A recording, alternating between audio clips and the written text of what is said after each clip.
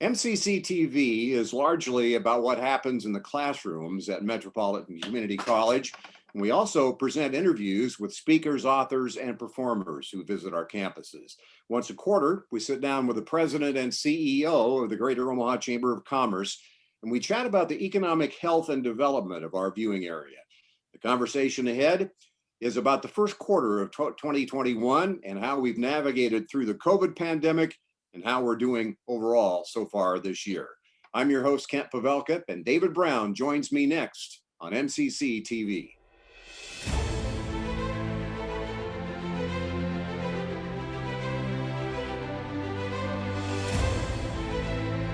Welcome, everybody, and to you too, David. Always good to get together once a quarter. Maybe we can just pick up where we left off. In general, just how are we doing here in our area compared to 3 months ago, and just an overall assessment, a snapshot given the pandemic and the recovery. Well, I think what a difference 3 months can make. I think the onset of the vaccination program across the country, and particularly in Nebraska and Omaha, have really put a different feel to the community. People have a little spring in their step. They're able to get out and do more and more. The community gets more and more open. As of, I think this week, about 53% of all Nebraskans over the age of 16 have been vaccinated, and that just bodes well for a continued reopening of the community over the next several months. So, I'm in pretty significant contact with chambers across the country, and aside from Florida and Texas, which have sort of been wide open for several months now, Nebraska is really leading the pack when it comes to opening up our state and being able to count on high numbers of vaccines and making it even safer for people to get out there. And that's being reflected in businesses. So I think right now the community is doing well. It continues to do better, and our economic development work and all the other work that we're doing continues to sort of ramp up, as you would expect almost in a normal year. When you look back on it, have you been able to measure the damage that the pandemic caused in terms of numbers, lost jobs? Let's start there, and then we'll talk about the recovery and the flip side of that. Sure. How did you measure all this? Well, we started out by measuring what was lost primarily due to big events that disappeared. You may recall us talking about not having Berkshire in 20 and not having the complete effect, or most of the effect, of the NCAA second round basketball and College World Series and swim trials. Missing those things were, I think we had a number of $250 million economic impact from those. But that was just the very beginning of the COVID pandemic. Overall, I think our unemployment rate hit about 10% in Omaha, which is the highest in anyone's memory. It's twice as high as it was during the fiscal crisis of 2008, 9, 10. So 10% of our labor force being unemployed is about 50,000 people in our market. And that's our normal number. If you account 3% as normal unemployment, is closer to 15,000. So we had, an extra 35,000 people that were out of work early on in the pandemic. The good news is many of those jobs were added back in over the past year, really. There are still about 15,000 people unemployed in our market, but that doesn't count the folks that have stopped looking for work. And so I think probably the number is additional to that, maybe 10 or 12,000 people that have dropped out of the labor force and are right now not looking or not engaging in the workforce. So we still have a ways to go to get people back to work. The unemployment rate looks great, which is how you typically would measure all of this. But I think there's that chunk of labor force that just aren't participating now. And when the labor force participation rates come out, they're usually about a quarter behind. I think we'll see our numbers will have dropped from around 70% this time last year. Well, let's just say February of last year, before the pandemic. We'll be in maybe the low 60s, which will be the lowest we've been in a long, long time. So we've got a challenge bringing some people back. And the result of that, of course, is that companies are still having challenges finding people. Not all of our businesses have reopened, but those that are continue to try and find people any way they possibly can. Yeah, and we share that issue with everybody across the country to a lesser or more significant degree, or do you know? Well, I think the talent challenge is everywhere. I was talking to the president from the Orlando Chamber earlier this week, and they have a very different situation than we have. They usually maintain about a 2.5% unemployment rate on a labor force of about twice what ours is, about 1.2 million people. So if you do the math, that means they typically have 22,000, 23,000 people kind of unemployed in their market. At the height of the pandemic last spring, they had 300,000 people unemployed in that market. 300,000 people. That's an enormous number. Most of them have come back, but they have a huge gap in trying to get people back to work in some of the hospitality industry, which is what, of course, Orlando is famous for. So some places are doing a lot better. Texas and Florida, for the most part, seem to be getting most of their people back. But there's an overall drop in labor force where people are just not coming back to work. The national statistics tell us that the folks that are most impacted by that tend to be working moms. And of the percentage of those working moms, the highest folks that are impacted are those that are ethnically diverse. And so if you see those folks that might already be in high demand, there are even fewer supply right now than they were before. And I think we'll see the same kind of impact here. I don't think it's going to be an out-migration. Our out-migration numbers really haven't changed much during the pandemic. The big issue really is just people not participating in the workforce. And that's just going to exacerbate the problem of tight labor markets that we've had here for quite a while. What industries, what areas of commerce are we talking about mostly? Well, the hospitality industry, as of the January numbers, we're still down about 6% from their normal levels. The rest of the categories in our labor force, they're down anywhere from 0.5% to 1.5%. So really not as much as you would expect. But that's where that you look at the people that are not engaging in the workforce, you add it all up, and the biggest chunk of it is still in the hospitality industry. So getting people back into event spaces, getting people back into restaurants, back into bars, not as customers, but as employees, is still a challenge for a good core of our members. And some of those types of businesses have had to change their focus and their paradigm, really. Are those jobs there as they were to come back to? Yeah, I think most of the hospitality industry has had to learn how to do something different in order to stay afloat. But they always had intentionality of coming back to their bread and butter, which is serving people who are sitting in their place of business, either alcohol or food or whatever entertainment venue. So I think there was always an intentionality on their part to coming back as close to what it was pre-pandemic as they could.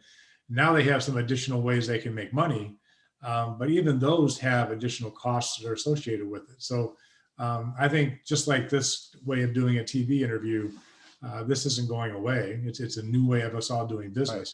But it won't be the only way we're doing business in the future. We'll get back to seeing each other in a studio face to face one of these days in the not too distant future, I think. But some restaurants and bars are still having to act the way they did mid-pandemic because they just can't find the people to serve a large audience of people coming into their facility. And the entertainment venues are still having challenges. They're still not, people aren't packing movie theaters or not packing venues indoors in particular. They're coming back, but it's going to be staged. It's going to be a time before people are comfortable, I think, being elbow to elbow with people sitting and watching something on the stage or on the screen. Right. You talk about those kinds of businesses, including restaurants, and you'll forgive the pun, but we, in the end, we really don't know what the appetite the public is going to have for going back to pre-pandemic behavior, in that respect. Yeah. It seems to be somewhat generational. I think the We've seen this during the pandemic, that those that were most at risk of catching COVID isolated more than just about anybody else.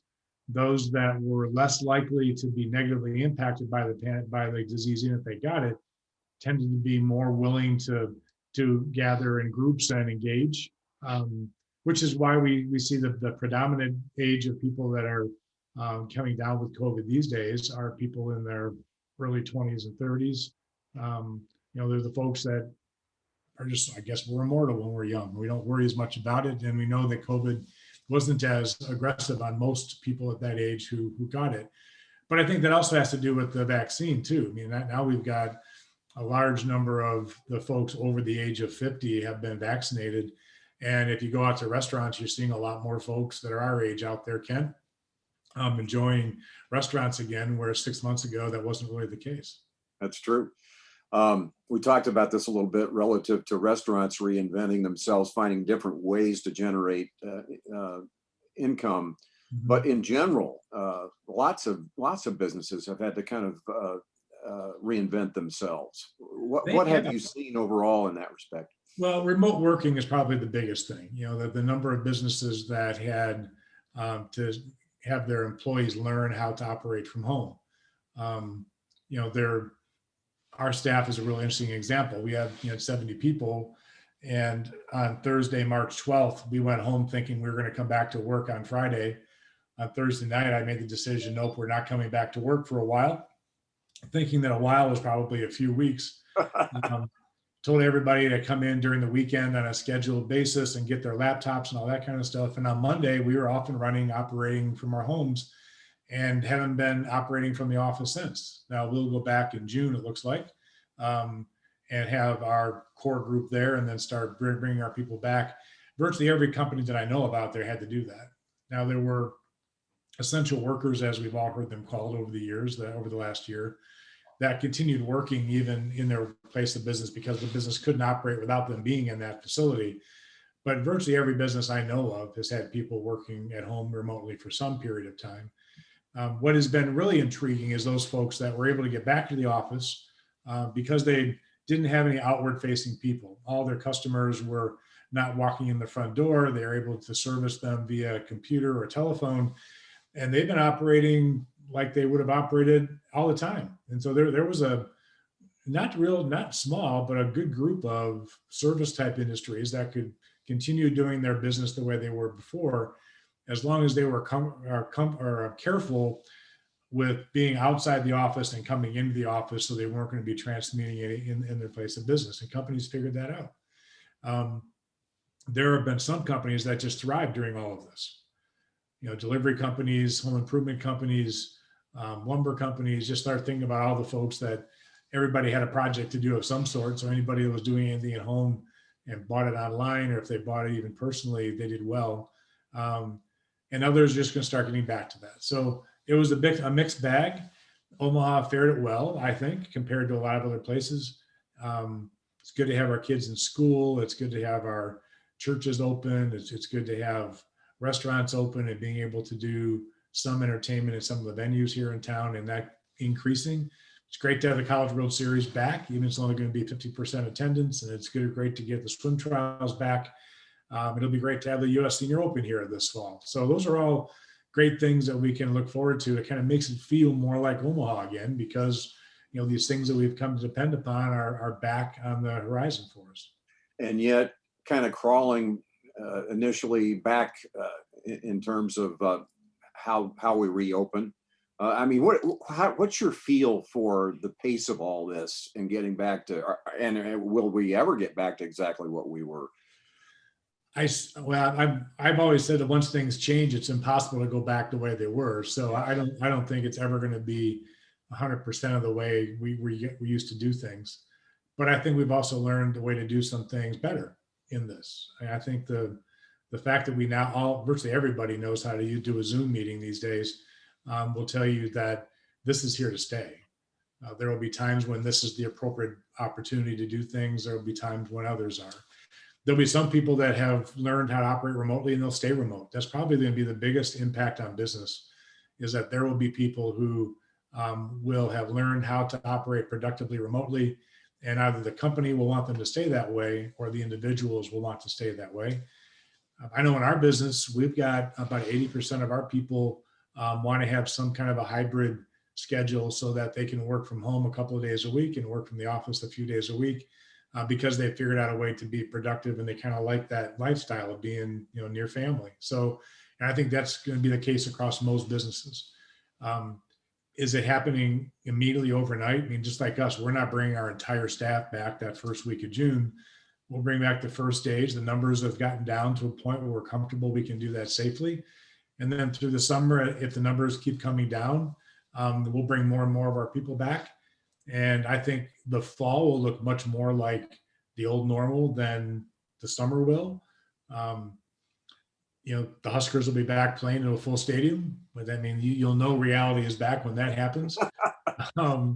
Yeah. And Creighton will be going for another national championship again this year, and that'll look better next year than it did this year.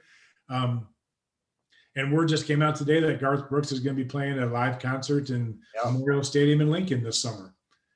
You know what? That's a sure sign that things are coming back, that people are going to be sold out elbow to elbow in Memorial Stadium. So it's going to be a phase in, but I think we can see every week that there's another step that we're taking in that direction. And it still is all contingent upon us being able to combat the disease. So we still got to be careful. We still got to wear masks in certain circumstances. If you're not vaccinated, you need to get vaccinated.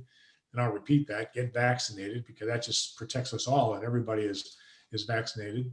And if you're not going to get vaccinated, just get used to wearing a mask, because that's really your kind of social responsibility to protect yourself and others. I want to take some time to talk about something that's just huge, and that's the Nebraska Medical Center's all hazard response designation called Project Next. Yep. The medical center, I guess, is now what they call a key pilot site for catastrophic disease response. Yes. Talk about it. Well, you may recall that the Med Center last year, really about this time, announced that they were in the running as one of a few such locations across the country. That's a joint venture between the Department of Defense, Homeland Security, Health and Human Services, and in our case, the University of Nebraska Med Center. And as a joint venture, it has the potential of being a $2.5 billion investment in Midtown Omaha at the Med Center. And it was announced last year because we needed to do some things to show that the state was serious about having this facility here. And so last year in the legislature, the unicameral approved $300 million investment in the project.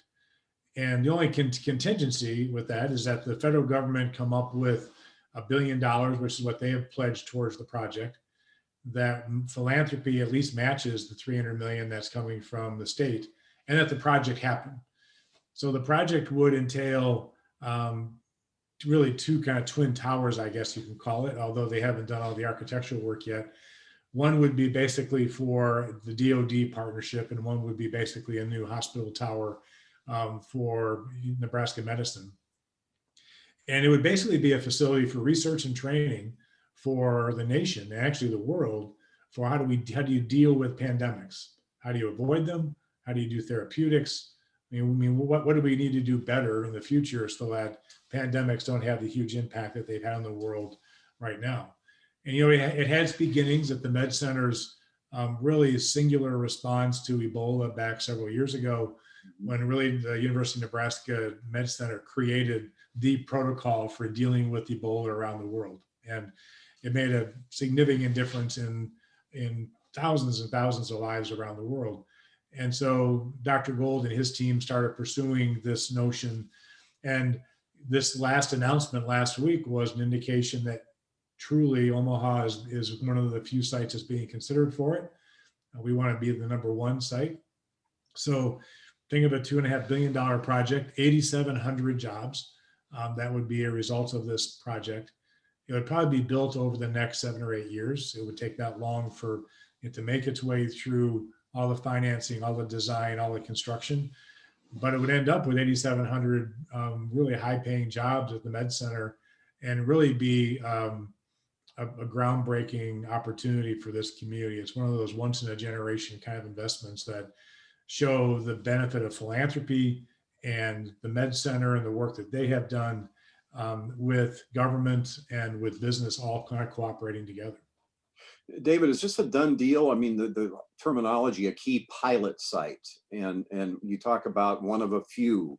Is there still some competition going on here or something? Well, there always is, but I think we are hopeful that we remain the #1 pilot site, and that they will learn from us as they are moving through the process of preparing for others. I mean, Dr. Gold continues to caution us all that, that this isn't a done deal until the spade is in the dirt. But all indications are that it's moving in the right direction, so that we should be anticipating that if the good work continues, that we'll be the #1 site. And it's $1 billion of philanthropy and $300 million in state money, $100 million in city money, $1 billion in federal money. You just don't see numbers like that thrown around very often. It's just a lot. Yeah. You said $2.5 billion impact. I should try to put that into some sort of a context. I mean, how obviously it's a huge deal, but I mean, do we see anything like that? Well, you could take, I mean, when Facebook first announced that they were putting a data center in, it was $1 billion. Yeah. They had just announced another $500 million investment. Eventually, they'll get to $2.5 billion, I would imagine, on that site. But the job piece of this is the part that's really sort of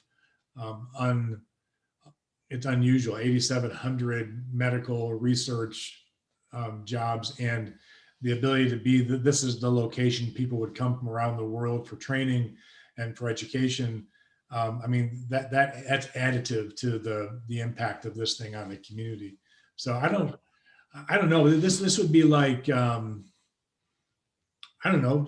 Pick a big company. Pick a GM building a new manufacturing and research facility here. It'd be that kind of a huge impact.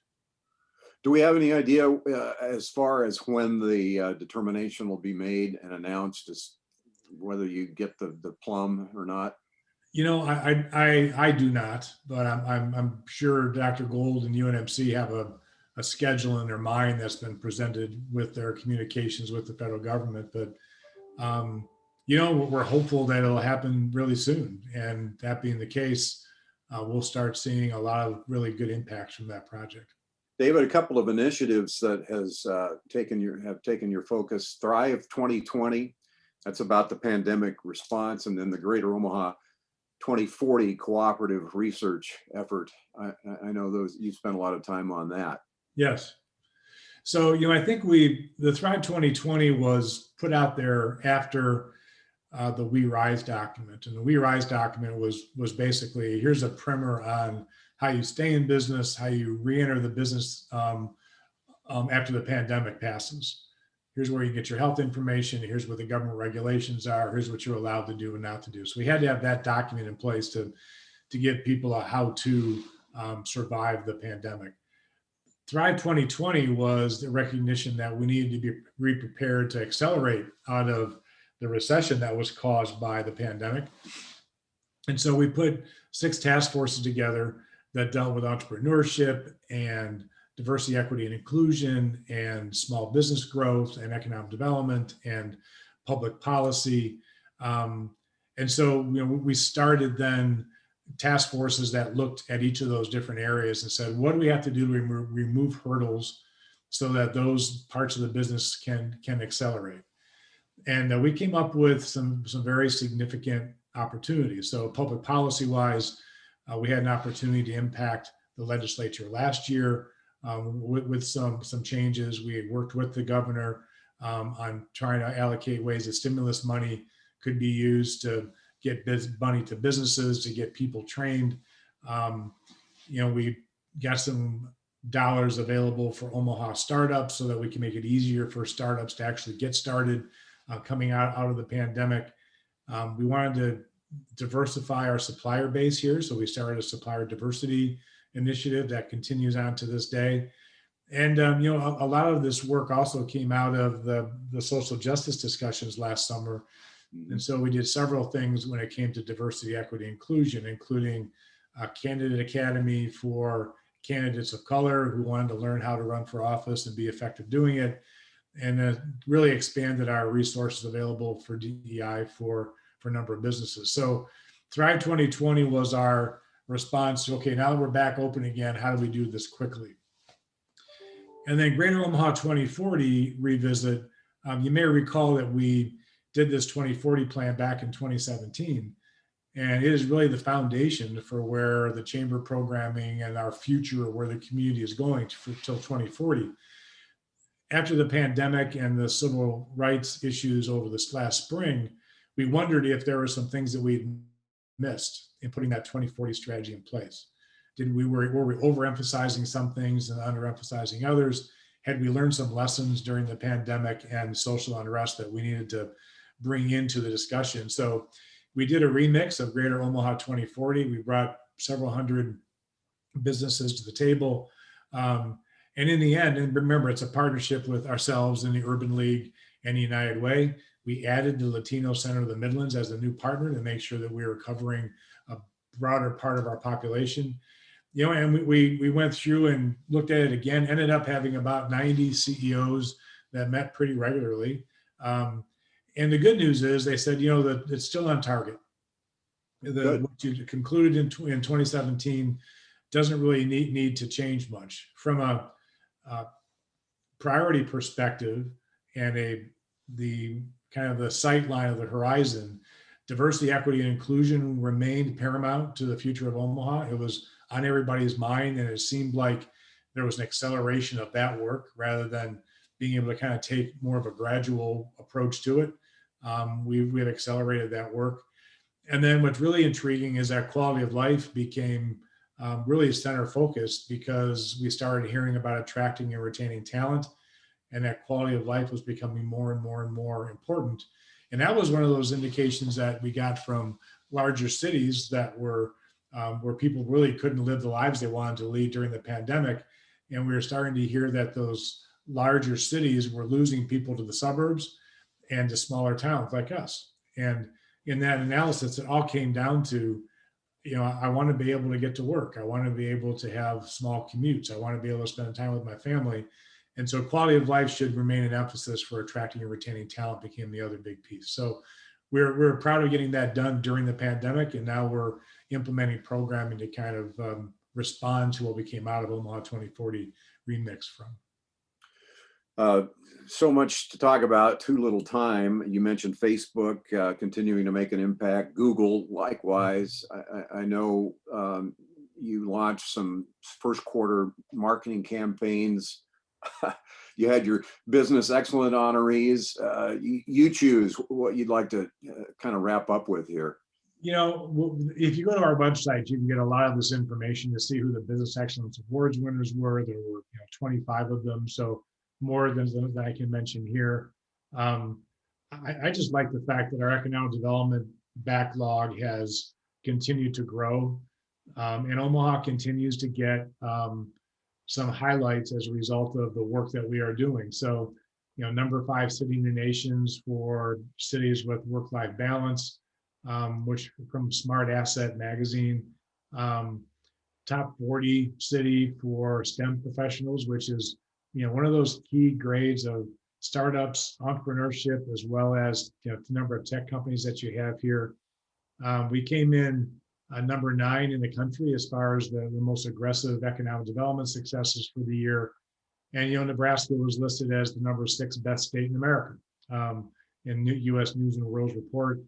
And I guess the one that is kind of intriguing is the number 2 in the country on Forbes best cities for renters list for 2021. So continued high rankings, continued strong economy coming out of the recession from the pandemic, and things are getting us back to what new normal will look like here pretty soon. So as always, pretty optimistic about the future, Ken. Top 10 place to live on $60,000 salary, number 1 ranked up and coming tech hotspot, and the list goes on. Yes. Well, great update. Hopefully we'll have more to talk about in terms of this momentum in our next visit. What's your feel for that? Yeah, I think so. I'm really looking forward to seeing what the labor force numbers do. I mean, we need to see an uptick on the number of people that are still participating in labor force. It's probably the most troublesome piece. The economy continues to grow, and we need to start seeing that population growth happen at the same time. So hopefully we'll have some numbers for you that'll talk about improvement in brain drain, improvement in net migration, those kinds of things next time we talk. Thank you, David. Appreciate it. And Thanks, thank Dan. you for being with us on MCCTV. Our goal is to better acquaint you with the mission, leadership, and the reach of the college. Along with David Brown, I'm Kent Pavelka for MCCTV.